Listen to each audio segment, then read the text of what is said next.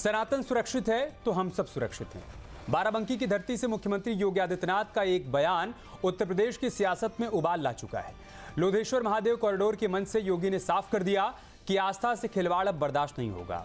इसके साथ ही उन्होंने कांग्रेस और समाजवादी पार्टी पर सनातन विरोधी होने का सीधा आरोप भी लगाया।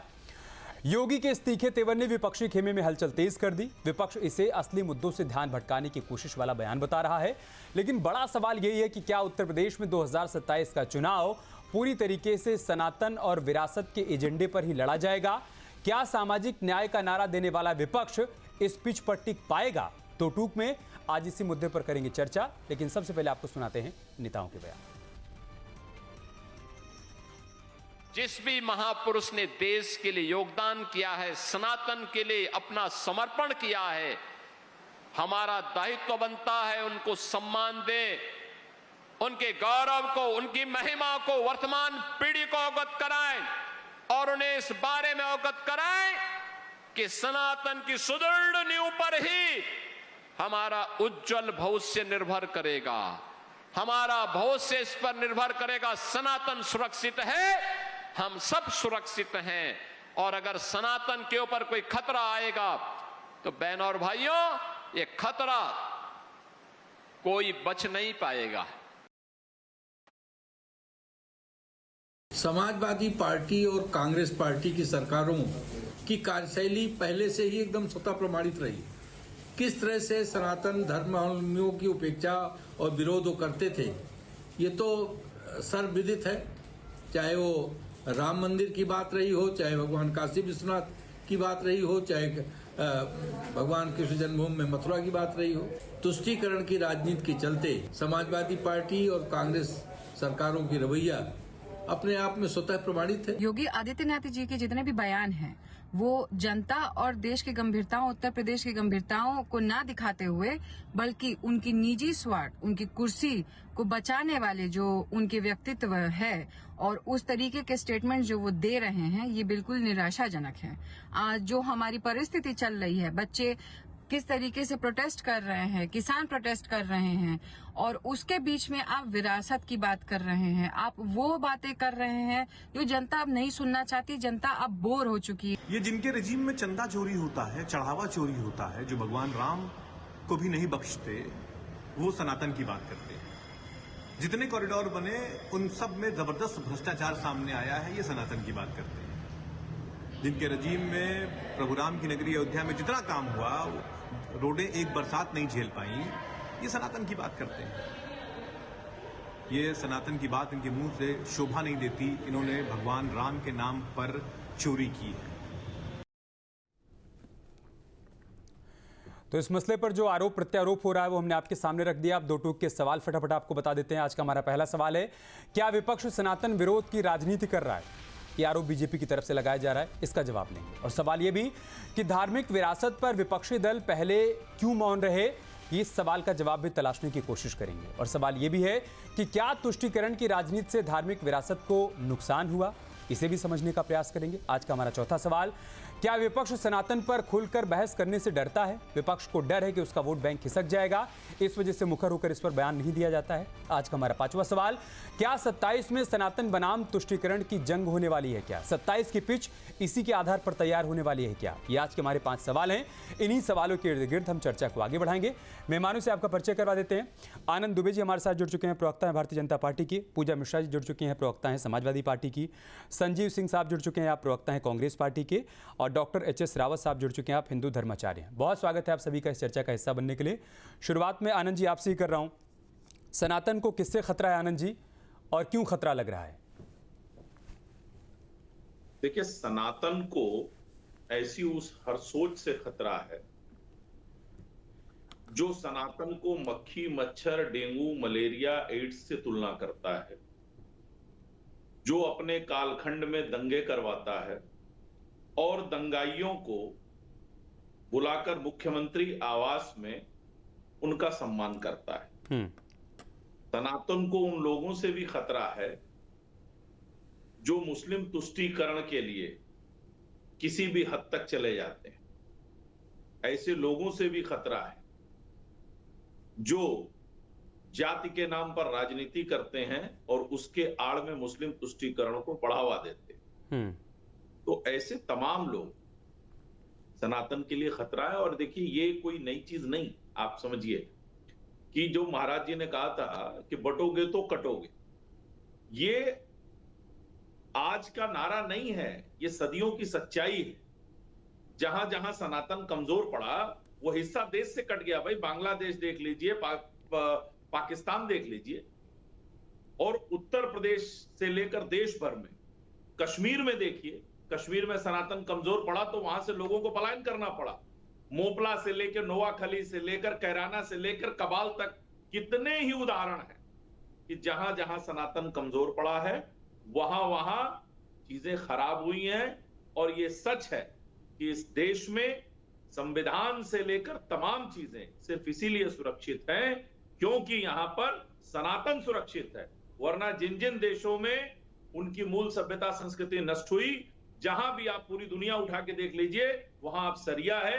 किसी देश में केवल नाम का संविधान रह गया है, बाकी सरिया का ही कानून है। ठीक है आनंद जी, हम सभी तो बचपन में भी और पढ़ाई के दौरान भी ये सुनते आए कि सनातन को कभी कोई मिटा नहीं पाया।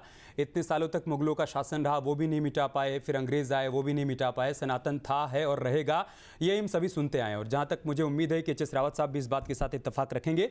लेकिन अब मेरा सवाल ये है आनंद जी कि सनातन को खतरा उन लोगों से है जिनका चेहरा पब्लिक के सामने है। 1 सेकंड में कंप्लीट कर लूं। जिनका चेहरा पब्लिक के सामने है, जो टोपी लगाकर ये बता रहे हैं कि देखिए हम सनातन वाले नहीं हैं, हम टोपी वाले हैं।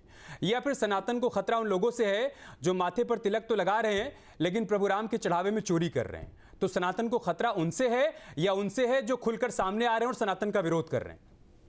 नहीं, देखिए, एक चीज तो बहुत स्पष्ट कर दूं कि सनातन को खतरा है ऐसे लोगों से। सनातन कभी भी ना खत्म हो सकता है, ना उसका कोई बाल बाका कर सकता है। लेकिन जो लोग आंख गड़ाए बैठे हैं कि कैसे इसको कमजोर किया जाए, कैसे इसमें सेंध लगाई जाए, कैसे जातियों के नाम पर समाज को बांटा जाए और जातियों के नाम पर समाज को तोड़कर मुस्लिम तुष्टीकरण को बढ़ावा दिया जाए, ऐसे लोगों से निश्चित रूप से खतरा है। और ऐसे लोगों से भी खतरा है जो तिलक लगाकर चढ़ावे की चोरी कर रहे हैं। मैं स्पष्ट रूप से आपके चैनल पर कह रहा हूं। और ऐसे लोगों को जेल भेजने के साथ साथ जितनी कठोरतम कार्रवाई होगी, कोई कार्रवाई बाकी नहीं रहेगी। ठीक, पूजा जी आपका जवाब। सनातन को खतरा उन लोगों से है जिन्होंने सनातन को समय समय पर डेंगू मलेरिया कहा, जिन्होंने समय समय पर सनातन पर ऐसी टिप्पणियां की, ऐसे विवादित बयान दिए जिससे कि आस्था को चोट पहुंची। और सनातन को खतरा उन लोगों से है जो चुनाव आने पर मंदिर मंदिर जाने लगते हैं, अपने आप को सनातनी कहने लगते हैं, जनेऊ दिखाने लगते हैं, लेकिन चुनाव संपन्न हो जाने के बाद वो सनातन की राह फिर से छोड़ देते हैं। जवाब आपका।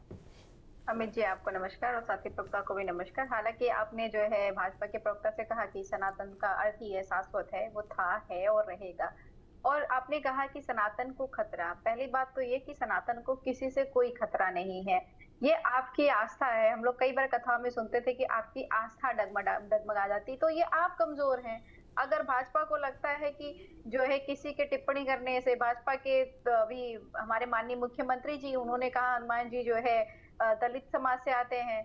हमारे जो है भाजपा के लोगों ने अपने नितिन नवीन के सामने हनुमान जी का प्रतिरूप बना करके, झंडा पकड़वा करके भगवान की पताका पकड़वा देते, भगवान श्री राम जी की, या उनके चरणों में बैठा देते आप नितिन नवीन को, तो भी हम समझते। तो क्या उससे क्या भगवान हनुमान जी की आस्था में कोई कमी आ गई? क्या नहीं आई ना।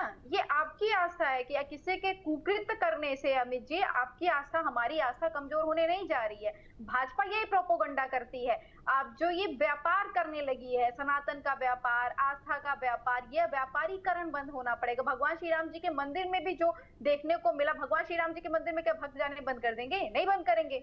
और जाएंगे क्या चढ़ावा चढ़ाने बंद कर देंगे? नहीं बंद करेंगे, बिल्कुल चढ़ाते रहेंगे। ये आपके कुकर्म है, ये कुकर्म आप ही को जो है देंगे। सनातन को इससे कोई फर्क नहीं पड़ने वाला। इसका जो है व्यापारीकरण और राजनीतिकरण भाजपा को बंद कर देना चाहिए। इनको बात करना चाहिए। जो भी माननीय मुख्यमंत्री जी जा करके कह रहे हैं कि सनातन रहेगा सुरक्षित, सनातन तो था ही, है ही और रहेगा, आप रहें चाहे ना रहें। आप चाहे भगवान को, हनुमान जी को आप कहें कि जो है वो दलित थे, चाहे आप उनको जो है सड़कों पर नचवाएं, तो भी हनुमान जी ईश्वर का रूप है, ईश्वर ही रहेंगे, वो बदलने वाले नहीं है। ठीक है। माननीय मुख्यमंत्री जी, आपका कार्यभार है, आप कार्य संभालिए मुख्यमंत्री पद का, आप रोजगार दीजिए, आप देखिए कि धरातल पर जो जलमग्न हो रखा है, उस पर भी बात कर रहे हैं पूजा जी, उस पर भी कर रहे हैं, हम आएंगे उस पर आएंगे। लेकिन वो कह रहे हैं कि हमने धार्मिक विरासत का सम्मान किया और ये मौका आपके पास भी था। जैसे उन्होंने काशी में कॉरिडोर बनवाया, अयोध्या में दीपोत्सव हो रहा है, भव्य मंदिर का निर्माण हुआ, या फिर मथुरा में भी जिस तरीके से नई नई योजनाएं संचालित की जा रही हैं और आने वाले दिनों में उनके एजेंडे में है कि हम मथुरा में भी दिव्य और भव्य मंदिर का निर्माण करवाएंगे। वो खुलकर कहते हैं और कहते हैं कि आइए आप भी कहिए, जैसे हम उस दौर में कहा करते थे कि रामलला हम आएंगे, मंदिर वहीं बनाएंगे, हमने मंदिर वहीं बनाया, तो आप लोग भी कहिए कि लड्डू गोपाल हम आएंगे और मंदिर वहीं बनाएंगे। क्या आप ऐसा कहेंगे क्या? तो मेरे कहने का मतलब ये है कि ये विरासत को सम्मान देने का अवसर आपके पास भी था। काशी, मथुरा, अयोध्या का कायाकल्प आप लोग भी कर सकते थे, क्या आप चूक गए क्या? नहीं अमित जी, आप ये बताइए, अयोध्या में जो है, जो भजन स्थल का निर्माण हुआ था, समाजवादी पार्टी सरकार में हुआ था, 15 करोड़ की लागत से हुआ था। अयोध्या में जो शिविर का निर्माण हुआ था, वो भी जो समाज पार्टी कार्यकाल में हुआ था, 38 करोड़ की लागत से। राजघाट तुलसी उद्यान को सुंदरीकरण भी किया गया था समाजवादी पार्टी के। जो वहाँ पे महारानी कोरिया का जो गार्डन है, वो भी समाजवादी पार्टी के समय में, कार्यकाल में ही इसका जवाब मैं दे दे रहा हूँ पूजा जी। मैं 2020 में, सुनिए, उससे पहले भी गया था, लेकिन 2020 से लेकर 25 तक तो लगातार मैं गया, 5 साल। इतनी बार गया कि मैंने मंदिर के एक एक ईंट वहां पर जुड़ते हुए देखी है। उस राम कथा स्थल की हालत क्या थी वो भी मैं आपको बता सकता हूं। इसके अलावा राम की पैड़ी की हालत ये थी कि पानी से बदबू आती थी, वहां पर पानी का प्रवाह बिल्कुल ठप पड़ा हुआ था। हमने वो स्थिति भी देखी है। हमने एक सेकंड पूजा जी, सुन तो लीजिए।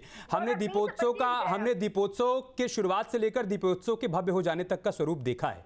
मैं बस आपसे कह रहा था कि इस पिच पर क्या आप लोग चूक गए, जैसा कायाकल्प आप लोग, और जिस अयोध्या की आप बात कर रही पूजा जी, आपको मालूम होगा कि वहां पर 84 कोसी की सड़क बनाने के बाद 84 कोसी की परिक्रमा पर प्रतिबंध लगा दिया गया था। मतलब सड़क बना के और संतों को कहा गया था कि आप यात्रा वहां पर नहीं निकाल सकते हैं, आप परिक्रमा नहीं कर सकते हैं।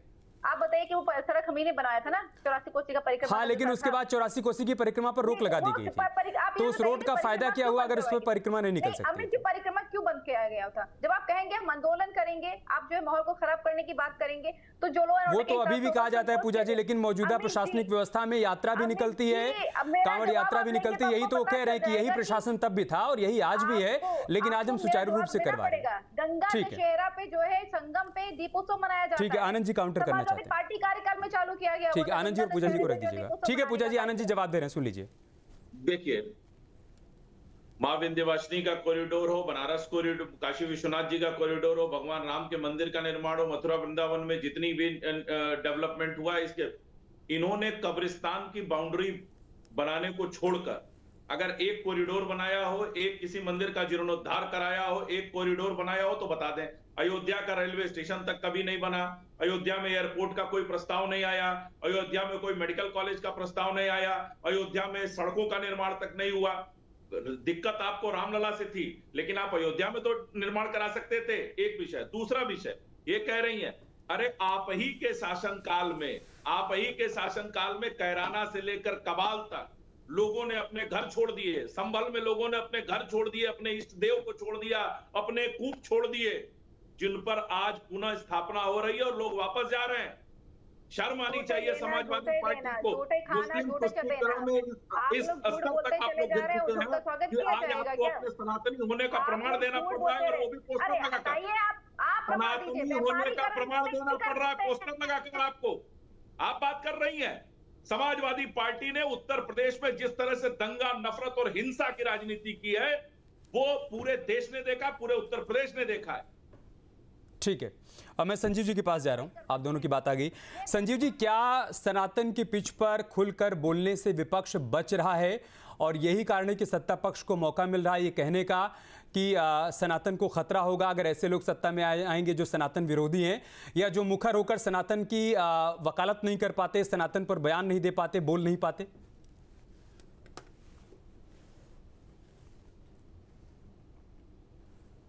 नहीं अमित जी, विपक्ष कहीं भी खतरा महसूस नहीं करता, बल्कि भारतीय जनता पार्टी के प्रवक्ता और भाजपाइयों ने हालात क्या रखा है कि अयोध्या, बद्रीनाथ, उज्जैन झांकी है और काशी मथुरा बाकी है। कौन लोग हैं यहाँ पे? वही संघी हैं। राम मंदिर ट्रस्ट पे आपने देखा कौन लोग थे? 15 लोगों की कमेटी में एक अपर मुख्य सचिव गृह और एक जिला अधिकारी अयोध्या, और उसके बाद जो साधु संत थे और उसमें बहुमत से आरएसएस के लोग जो 1500 करोड़ जूना अखाड़े का चंदा चुराए, 2 करोड़ की जमीन, 3 करोड़ की जमीन और 9 करोड़ की जमीन जो मिनटों में करोड़ रुपए में बेच डाले, जमीन का पैसा खाए, चढ़ावा चोरी किए, पादुका चोरी किए, इनसे सनातन की रक्षा होगी। जो हनुमान जी को सीकर के चुनाव में यही योगी आदित्यनाथ जी उनकी जात बता रहे थे 2018 में, अपने ही राष्ट्रीय अध्यक्ष के सामने, नितिन नवीन के सामने हनुमान जी को भारतीय जनता पार्टी का करिंदा बना करके झंडा पकड़ा करके लखनऊ की सड़कों पर टहरा रहता है, ये बताएंगे। और हनुमानगढ़ी के सीढ़ियों पे झूठ बोलने वाला मुख्यमंत्री अभी तक माफी नहीं मांगता, कहता हूं नमाज पढ़ी गई। वहीं जहां पे जाकर के बगल में जिस संत के यहाँ ये जाते हैं, वो संत के यहाँ वहां पर नमाज पढ़ी गई थी, और वही हिंदू मुस्लिम एकता को देखते हुए बगल के मस्जिद में वहां पर हनुमान चालीसा पढ़ी गई थी। ये जिस संत जो है महंत आनंद आदिश ने, जो हनुमानगढ़ी के संत, उन्होंने कहा। तो इस तरह का झूठ बोलने वाला व्यक्ति, और ये लोग भगवान के बारे में अभी बस विश्वनाथ कॉरिडोर की बात कर रहे थे।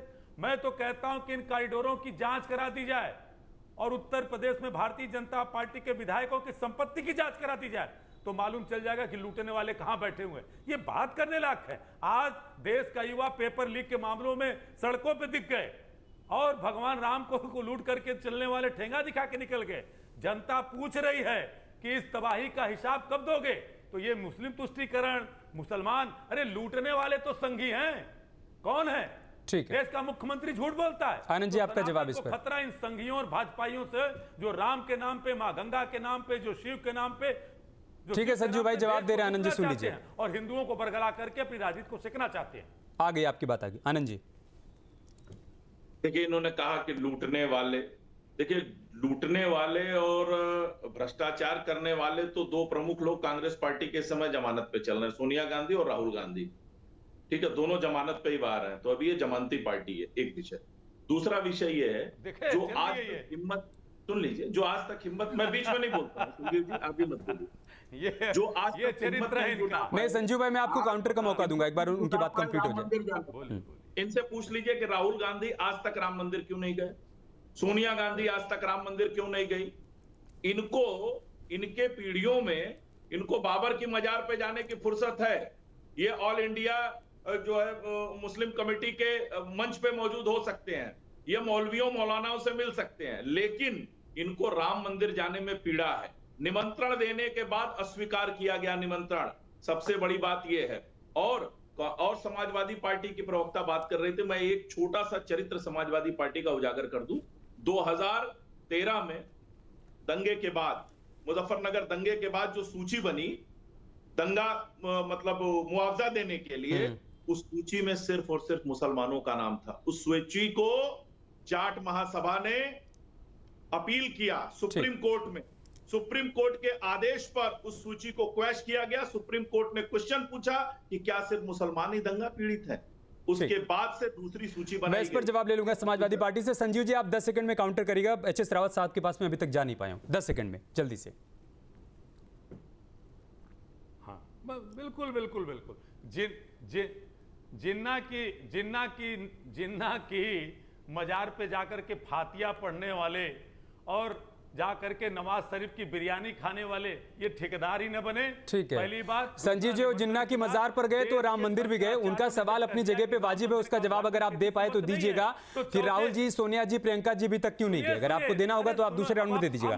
मैं रावत साहब को चर्चा में ले, मैं बता रहा, अरे आप मत। अच्छा ठीक है, आप कंप्लीट कर लीजिए। हाँ ठीक है, सुनिए, सक्षम हूं मैं। हाँ सक्षम हूं मैं देने के लिए। हाँ। मैं इसलिए कह रहा हूं कि भगवान राम के मंदिर के उद्घाटन के समय जब शंकराचार्यों ने कहा कि तिथि संबत नहीं, तो क्या चौथे शंकराचार्य मोहन भागवत, तो फिर अभी अजय राय साहब कहे जा रहे थे, फिर अभी अजय राय साहब करके आए दर्शन वहां पे। अगर आप ये वाली दलील दे रहे, शंकराचार्य के नहीं जाने से खाली राहुल गांधी नहीं जाएंगे, सोनिया जी, प्रियंका जी नहीं जाएंगे और कांग्रेस के बाकी नेता जाएंगे।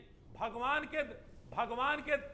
के दरबार में भगवान। तो फिर दो बातें मत करिए ना, किशोरी लाल को भेज रहे हैं और खुद नहीं जा रहे हैं। काहे कि शंकराचार्य जी नहीं गए हैं, तो शंकराचार्य जी जाएंगे, उसके बाद ही जाएंगे। और किशोरी लाल जी, अजय राय जी जाएंगे तो वो चले जाएंगे, वहां पर शंकराचार्य जी वाला फैक्टर नहीं है। ये वाली दलील मत दीजिए संजीव भाई। एक तो कह रहे हैं कि मैं सक्षम हूं जवाब देने में, और फिर दलील में ही आपके हल्कापन है।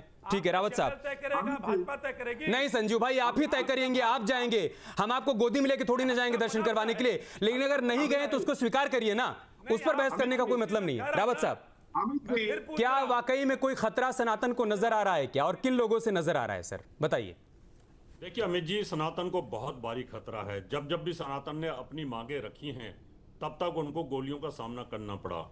जब करपाती महाराज जो शंकराचार्य थे, उन्होंने जब गौहत्या आंदोलन किया और मांग की इंदिरा गांधी से कि आप गौहत्या बंद करिए, तो उस समय खून की होली खेली गई। यानी सनातन को खतरा है। और जब मंदिरों की डिमांड हुई कि भाई जितने भी हमारे मंदिर कब्जा किए गए हैं बाबरी कांड के बाद, नरसिंह राव सरकार ने वर्षेप एक्ट 91 का वर्षेप एक्ट ला के हमारे गले में फंदा डाल दिया कि हिंदुओं को कि अब आप सिर्फ अयोध्या के अलावा किसी मंदिर के ऊपर उंगली नहीं उठा सकते। तो खतरा है ना कहीं। और जब मनमोहन सिंह ये कहते हैं कि पहले संसाधनों पर सबसे पहला जो हक है वो अल्पसंख्यकों का है, तो सनातन को खतरा है ना कहीं। और फिर जब ये लोग लगातार ये कहते हैं कि मलेरिया मच्छर की बात तो दुबे जी ने बोल दी थी, और जब ये मंदिर में दर्शन करने नहीं जाते, बाकी जगह दुनिया में धक्के खा के आते, तो सनातन को खतरा तो है। सनातन को इसलिए भी खतरा है, जब अखलाक की हत्या होती है तो अखिलेश यादव करोड़ रुपए दे करके आते हैं, और जब कमलेश तिवारी की हत्या होती है तो उसको एक चवन्नी कोई नहीं देता, फूटी चवन्नी नहीं देता है। और फिर ये बोलते हैं कि हम तो मुसलमान लड़कियों के लिए सारा कुछ काम करेंगे, हज हाउस हम बनाएंगे। और जब गौरी गणेश की पूजा, श्रृंगार गौरी की पूजा को बंद कर दिया जाता है तो खतरा होता है। जब सिम्मी के आतंकवादियों को पकड़ा जाता है और हाई कोर्ट के अंदर अपील की जाती है इनको छोड़ दीजिए, तो सनातन को खतरा होता है। तो सनातन को तो चारों तरफ से खतरा कर ही रखा है। यानी गोलियां तो कार से वो चलाई, और अब दलितों का प्रेम उमड़ रहा है, और वही दलित नेता मायावती को मार दिया और जो चढ़ावा चोरी कर रहे हैं रावत साहब, उनसे नेताओं ने बता दिया। तो चारों तरफ से अमित जी, दोनों पार्टी सनातन का गला घोटने पर लगी हुई है। इनका बस चल जाए तो सनातन को खत्म कर दें और सबको मुसलमान बना करके अपनी वोट बैंक की राजनीति करें। ठीक है, जल्दी से ये भी बता दीजिए, जो लोग चढ़ावा चोरी कर रहे हैं क्या उनसे भी खतरा है या नहीं, और है तो फिर उनके खतरे का क्या किया जाए? देखिए, चोरी से सनातन को खतरा नहीं है। चोरी तो आम बात है, तो पार्टियों में भी चोरी होती है, पार्टियों में भी घपले होते हैं। कांग्रेस ने भी बोफोर्स कांड किया, दूसरी पार्टियों ने भी किया। तो ये चोरी एक अलग विषय है, लेकिन सनातन के साथ षड्यंत्र करना एक अलग विषय है। ये षड्यंत्रकारी हैं और सनातन के साथ षड्यंत्र कर रहे हैं। भगवान के दरबार में चोरी करने को आप इतना हल्का नहीं बता सकते हैं कि एक अलग विषय है। वो भी सनातन को चोट पहुंचाने वाला वो था, घटनाक्रम था, और वो भी जो कृत्य है वो सनातन को चोट पहुंचाने वाला कृत्य है। तो उसे आप ये नहीं कह सकते हैं कि वो बहुत हल्की बात है। अगर किसी और मामले में चोरी होती है तो इस मामले में भी चोरी है, और उससे भी सनातन को नुकसान पहुंच रहा है, उससे भी आस्था को चोट पहुंच रही है। सर, धर्म का कन्वर्जन नहीं हो सकता। ठीक है, कन्वर्जन करना चाहते पूजा मिश्रा जी, तो वो फंड मंगाए कि जो, ठीक है पूजा मिश्रा जी, आपका सनातन सुविधा का सनातन है। अभी मौलाना जर्जिस ने जिस तरीके का बयान दिया उस पर समाजवादी पार्टी की तरफ से मुखर होकर कुछ भी नहीं कहा गया, उसकी निंदा नहीं की गई। मतलब चढ़ावा चोरी वाले प्रकरण को तो हाथों हाथ लिया गया, लेकिन एक मौलाना ने भगवान कृष्ण को क्या क्या नहीं कहा और उस पर समाजवादी पार्टी की तरफ से कोई रिएक्शन सामने नहीं आया। इस वजह से कहा जा रहा है कि आपका सनातन सुविधा का सनातन है। अमित जी, जो जर्जिस का बयान हो कहीं पे दिखा देंगे ज्यादा बढ़िया रहेगा, क्योंकि भाजपा का पीआर टीम है ना, ये पता नहीं कब कौन कहाँ पे किस कोने में कहा हुआ था। वो आप गूगल करिएगा पूजा जी तो उसका ऑडियो मिल जाएगा आपको। मैंने किया है, वो गूगल पे मौजूद है, मैं आपको भेज दूंगा उसका लिंक। हाँ, जब मैंने पहले डिबेट की थी तो मैंने रिसर्च की, तो पता चला न जाने कब कहाँ किस कोने में कहा हुआ था। इन्होंने कुछ जो है कहा था, उन्होंने कहा किस कोने में कहा था वो मैटर नहीं करता, मैं कह रहा हूँ कहा था, उसकी निंदा समाजवादी पार्टी ने अभी तक नहीं की है, बस हम ये कह रहे हैं। With due respect, allow me to complete sentences. भगवान श्री कृष्ण जी गीता के जो है चौथे अध्याय में, 7वें अध्याय में, चौथे अध्याय के जो है 11वें श्लोक और 7वें अध्याय के जो है 7वें श्लोक में वो इस बात को कहते हैं कि आप मुझे जिस चाहे रूप में मानो और मेरे पास आते हो, आप मेरा ही मार्ग फॉलो करते हैं। ये तो हमारा सनातन कहता है। हाँ, संविधान के अकॉर्डिंग हम बात करते हैं अगर अमित जी, और कोई ऐसा बयान देता है तो वो कंडेमेबल है। अगर आपको नहीं अच्छा लगता है या मुझे नहीं अच्छा लगता है तो ऐसे व्यक्तियों के बयान को कंडेम करना चाहिए, ऐसा बयान अलाउ नहीं करना चाहिए। लेकिन किया नहीं गया अभी तक। कंडेम करते हैं। मैं अगर आप डिबेट कर रहे हैं इतने टाइम से, मैं कर रही हूँ, मैं ऐसा तो है नहीं कि यूं ही आकर के बैठ गए, आपने मुझे यूं ही बुला लिया। समाजवादी पार्टी को रिप्रेजेंट कर रही हूँ, जो बयान दूंगी कर रही है। बहुत इसके लिए स्वागत है कि आपने निंदा की यहाँ पर, लेकिन ये कि जिस तरीके से चढ़ावा चोरी पर अखिलेश जी ने बार बार प्रेस कॉन्फ्रेंस की और उन्होंने इस पर ये कहा कि नहीं जांच होनी चाहिए, सलाखों के पीछे उन सबको जाना चाहिए, हमने उसका भी स्वागत किया। इस पर अभी तक उनकी तरफ से कोई स्टेटमेंट नहीं आया। नहीं, ये तो नहीं बोला गया ना कि समाजवादी पार्टी के राष्ट्रीय अध्यक्ष जी झूठ बोल रहे हैं। नहीं, वो भी फिर तो वही हो गया ना, सिलेक्टिव हो गया कि एक मसले पर ट्वीट करते और एक पर नहीं करते हैं। अमित जी ऐसा नहीं होता है हाँ। कि जो है कि एक मसले पे कर रहे हैं, नहीं कर रहे हैं, अब राष्ट्रीय अच्छा, सब पर करना जरूरी नहीं है, मौलाना पर करना जरूरी नहीं है। नो डाउट, बिल्कुल सब पे करना है। बहुत सारे होंगे जहाँ पे हिंदू पे अभी बोला गया कि यहाँ पे चोरी हुई, हिंदू मंदिरों के लिए नहीं किया है।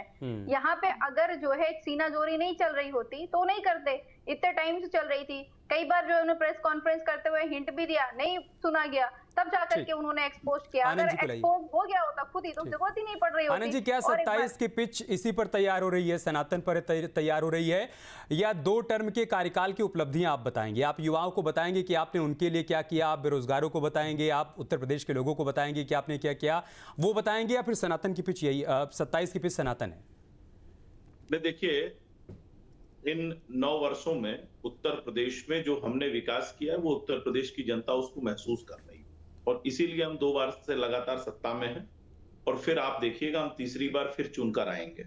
एक विषय तो हमारा विकास प्रथम है, साथ साथ सांस्कृतिक राष्ट्रवाद, सनातन, वो हमारी मूल भावना है, मूल विचार है। उसके साथ हम सदैव दृढ़ता के साथ खड़े रहेंगे और दृढ़ता के साथ इस बात को स्पष्ट करेंगे, हम वो नहीं हैं जो मुस्लिम तुष्टीकरण के लिए अपने घर की महिला के खिलाफ, एक मौलाना ने कितनी शर्मनाक टिप्पणी की, समाजवादी पार्टी के किसी व्यक्ति की हिम्मत नहीं पड़ी, किसी व्यक्ति की हिम्मत नहीं पड़ी कि उस मौलाना के खिलाफ बयान दें और उसके बयान का प्रतिरोध करें।